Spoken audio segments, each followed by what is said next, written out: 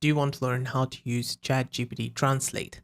In this video, I'll show you how to use it. It's a competitor to Google Translate. And in order to access it, you need to go over here on chatgpt.com/translate. On it, you need to select the language which you're translating from. So you can just click on this detect language, or you can go with English or something else. Depends on what you want to type here.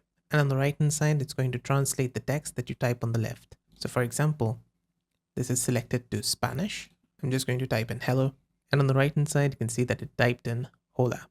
I can copy this from here, but for some reason, this audio version is not working. Let's select to Japanese and see if that works. That also not seems to work. And on the bottom, you'll also see these options. So translate this and make it more business formal.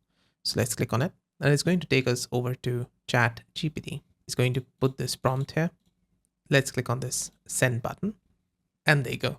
And that's it. That's how to access and use ChatGPT Translate. I hope this video helped. If it did, let me know with a like and comment. And on the right hand side, you can find more ChatGPT related guides and fixes. See you there. Bye for now.